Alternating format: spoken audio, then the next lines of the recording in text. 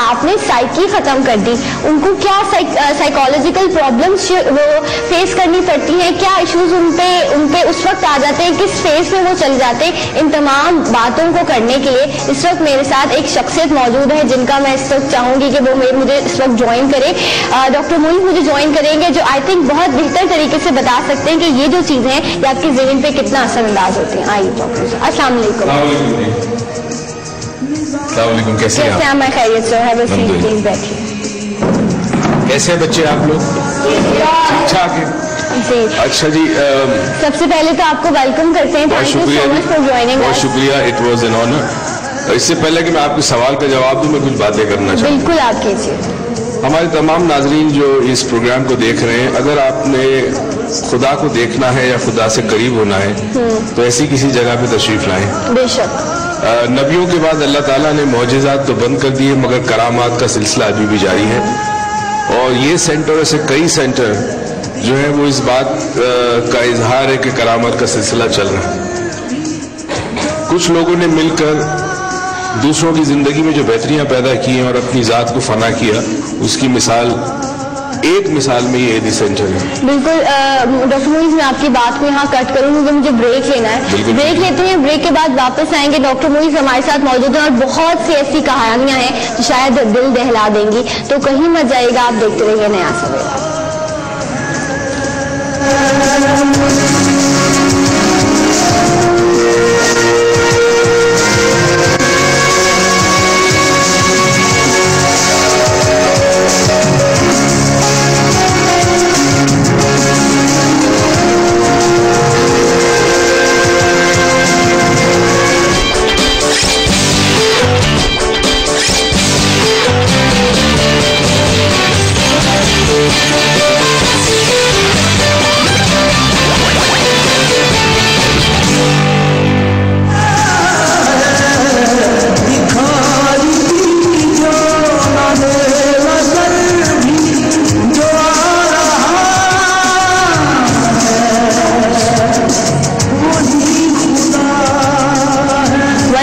Welcome back. نئی صبح، نئی امنگ اور نیا سویرا، اور آپ دیکھ رہے ہیں آج نیا سویرا لائیو فرام چائلڈ ایڈی ہومز. اور ڈاکٹر معیز ہمارے ساتھ موجود ہیں ابھی بھی. اس وقت بریک سے پہلے انہوں نے ہمیں جوائن کیا. ڈاکٹر معیز آپ جو کہتے ہیں میں چاہوں گی آپ اس سے کنٹینیو کریں. میں ایک اور چیز پہ بڑا حیران ہوا، اور اگین یہ سوچنے کی بات ہے، میں نے ان بچوں سے ان کی عمریں پوچھی جو وہ نہیں جانتے. اور کیسے جانے. ہم اپنے گھروں میں اپنی اولاد کی، اپنے بچوں کی ہر سال سالگرہ مناتے ہیں، گفٹ ہوتا ہے. ہمارے بچوں کو پتا ہے کہ ان کی ایجز یا ان کی عمریں کیا ہے. ان کی تو کوئی سالگرہ نہیں منائی گئی، ان کو تو پتہ ہی نہیں کہ ان کی عمریں کیا ہے. یہ تمام چیزیں لمحہ فکر یہ ہے ناظرین کہ ان کو یہ نہیں پتا ان کی ایج کیا ہے، شاید ان کو یہ بھی نہیں پتا کہ ان کا مستقبل کیا ہے. ایک خدا تعالی انسان ہے، ایک ادارہ ہے جو ان کو دیکھ بھال کر رہا ہے. پروردگار جو یہ لفظ ہے یہ ان کو سمجھ ہی نہیں، پتہ ہی نہ چلے. بس یہ تو بس ایک کہتے نا کہ جس طرح بس رات دن گزر رہے، شب و شام گزر رہے، ان کو تعلیم دی جاتی ہے، یہ نماز پڑھنا سیکھتے ہیں، یہ کھانا کھانا سیکھتے ہیں، یہ تمام چیزیں چل رہی ہیں. مگر مستقبلی، اور مجھے حیرت دیکھ کر آپ نے پاکستان کا مستقبل میں اپنے آنکھوں کے سامنے دیکھ رہا ہوں. چلو ان بچوں کو تو سہارا مل گیا، مگر وہ اکثر بچے جو روڈوں پر بھیک مانگتے ہیں، سڑکوں پہ ہیں، اور یہ ان کو اکثر دیکھ کے میں سوچتا ہوں کہ یہ میرا پاکستان کا مستقبل ہے، انہوں نے پاکستان کو آگے لے کے جانا. بڑی بڑی اسمبلیوں میں ہم اتنا شور مچاتے ہیں کہ ان کے کندھوں پہ ہیں، ان کے کندھوں پہ ہے، اور ہم اپنوں کو تو باہر بھیج دیتے ہیں سب کچھ کرنا، اور یہاں سڑکوں کے لوگ ہمیں دکھتے نہیں ہیں.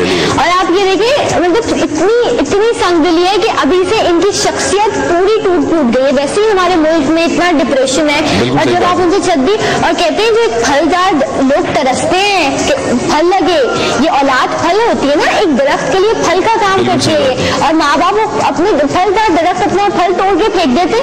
انسان بڑی عجیب چیز ہے. کسی نے بڑی خوبصورت بات کہی ہے کہ دنیا میں سب سے خطرناک جانور انسان ہے. بالکل صحیح. اس سے زیادہ شیر سے زیادہ خطرناک ہے، کیونکہ جب وہ درندگی پہ آئے تو اس کی کوئی مثال نہیں ملتی.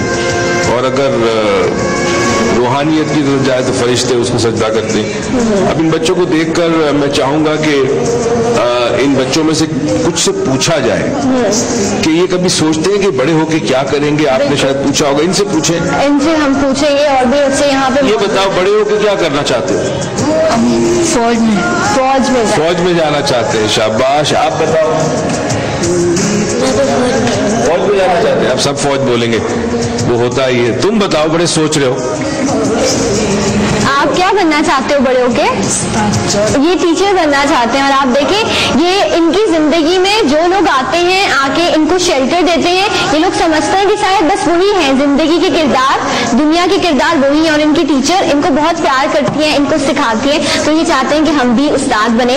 तो कुनूइस, मैं एक चीज आपसे पूछना चाहूंगी, उसके बाद चाहूंगी कि हम और भी बच्चे हैं उनकी तरफ चले। जिस तरह अभी इस बच्चे की आपने बात सुनी, इसकी स्टोरी आपने सुनी, इसको हर चीज का पता है कि मेरी माँ को तलाक हुई, फिर मुझे बाहर निकाला गया, कभी माँ मुझे कहती है कि उधर चले जाओ उधर। एक सेल्फ रिस्पेक्ट होती है हर इंसान की, इज्जत नफ्स बच्चे की भी होती है, बड़े की भी होती है। जब आप उसे मजबूर करेंगे, वो भी आपके माँ बाप, तो उसकी ज़हनियत क्या सोच होगी उसकी? इज्जत मजरू अगर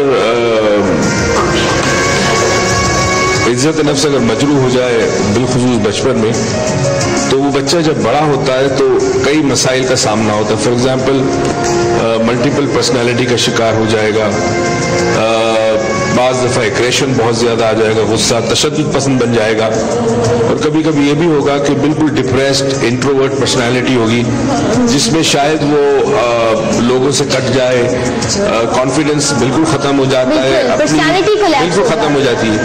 और एक चीज़ और बता दूं नाजरीन को कि 7 या 8 साल की उम्र तक बच्चे की तमाम शख्सियत बनती है। अगर इस उम्र में आपने बच्चे को हौसला दे दिया, कॉन्फिडेंस दे दिया, उसको एक बेहतर सेल्फ इमेज दे दिया, तो वो बच्चा जिंदगी में फिर आगे बढ़कर जिंदगी के मसाइल का मुकाबला करेगा।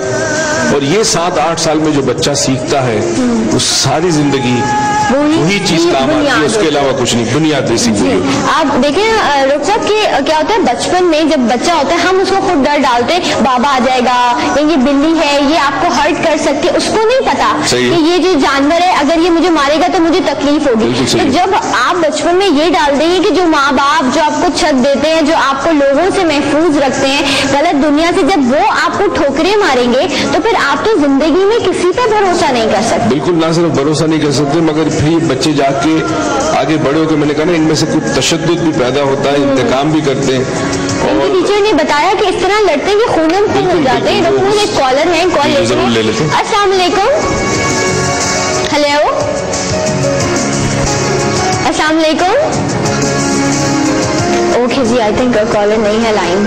अच्छा जी, तशद्दुद पसंद हो जाते हैं, बाज बिल्कुल जो नाकारा किस्म के हो जाएंगे, बाज को बहुत बड़े नफ्सियाती मसाइल होंगे। और मुझे वाकई कभी कभी सोचता हूँ कि माँ जो है उसके पैरों तले जन्नत है, वो एक रहमत है।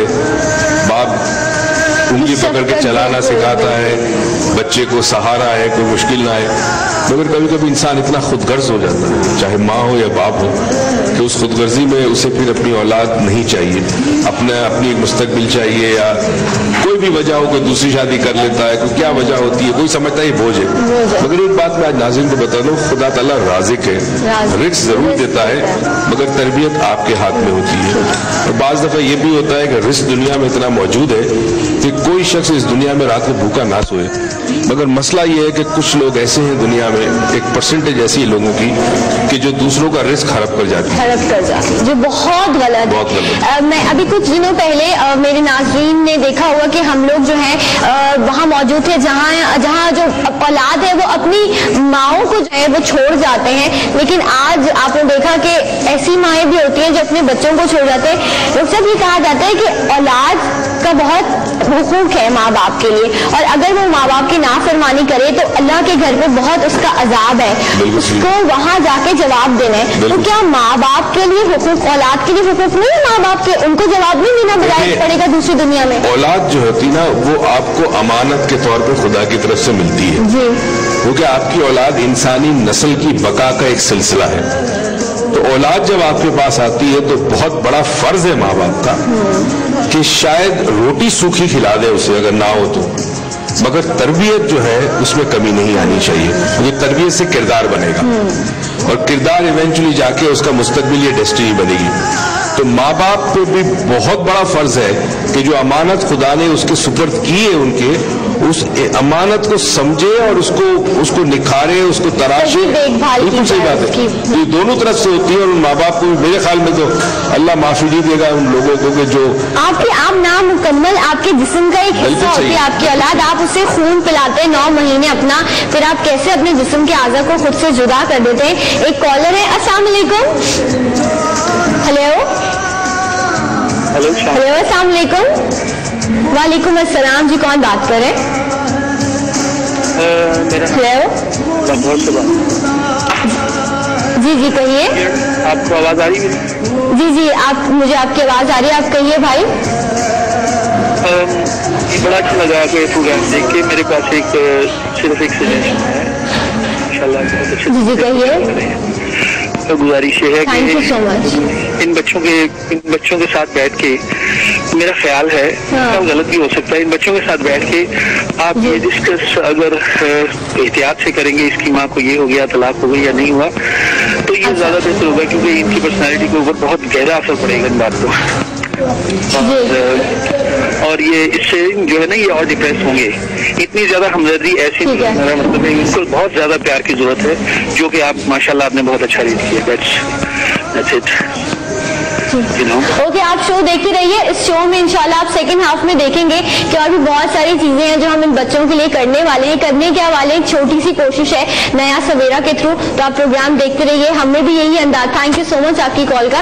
جب ہم یہاں آ رہے تھے تو یہ سوچ ضرور تھی ذہن میں کہ بہت ڈپریشن کا شکار ہے یہ لوگ. ان کی دنیا، ان کی زندگی ویسے ہی ٹوٹ کا شکار ہو چکی ہے. تو ہم جائیں گے، پہلے ان سے کچھ باتیں کریں گے، اس کے بعد جاتے جاتے کچھ مسکراہٹیں ان کے ساتھ چھوڑ کے جائیں گے. کوئی رونا دھونا نہیں ہوگا. یہ جو پیارے پیارے سے پھول ہیں جن کو مرجھانے کے لیے چھوڑ دیا گیا، لیکن آپ کون ہوتے ہیں کسی کی زندگی کا فیصلہ کرنے والے؟ جو اوپر والی ذات ہے، انہوں نے جب انہیں دنیا میں بھیجا ہے تو ان کی زندگی کی ذمہ داری بھی اللہ ہی نہیں ہے. کیوں ڈاکٹر موئیز ایسا ہی ہوتا ہے زندگی میں؟ ایک اور آپ کو بات بتاؤں میں کہ اللہ تعالیٰ نے ایسے انسان بھیجے ہیں دنیا میں، ایدی صاحب جیسے، سب کچھ ان کو یہاں پہ مل رہا ہے. ان کو توجہ بھی مل رہی ہے، تعلیم مل رہی ہے، روٹی مل رہی ہے، سر پہ چھت ہے، مگر ایک چیز کی کمی بہرحال ہمیشہ رہے گی، اور وہ ہے ایموشنل سپورٹ جو صرف والدین کی طرف سے ملتی ہے. رائٹ. تو جب یہ ڈیولپ ہوتی ہے ان کی پرسنالٹی، تو کہیں نہ کہیں ان کی ذات میں کوئی خلا رہ جائے گا ضرور جو پر نہیں ہو سکتا. اور اس باپ کی زندگی میں بھی ہے جو اپنے کام کے بعد جب رات کو گھر آئے اور کہتے ہیں کہ جب آپ اولاد کو دیکھتے ہیں تو آپ کو پورے دن کی تھکن دور ہو جاتی ہے، اور جب آپ ان کو ایک حق دیتے ہیں، ان کو پیار کرتے ہیں، سینے سے لگاتے ہیں، تو آپ کو لگتا ہے کہ بس زندگی میں اس سے خوبصورت چیز کوئی نہیں ہے. تو وہ لوگ بھی محروم ہیں اس خوشی سے جنہوں نے اپنے بچوں کو یہاں چھوڑ دیا. ایک کالر ہے. السلام علیکم. وعلیکم السلام. ہیلو السلام علیکم. جی کیسی ہیں آپ؟ وعلیکم السلام. آپ جو پروگرام کر رہی ہیں ماشاءاللہ بہت بہت اچھا ہے، لیکن ہمیں ذرا بہت شکریہ آپ کا. ہمیں کہیے. اگر ہماری کو اولاد نہیں، اگر ہم یہاں سے کوئی بچہ ڈونیٹ کرنا چاہیں تو اس کا پروسیجر بتا سکتے ہیں؟ اڈاپٹ کرنا چاہتے ہیں؟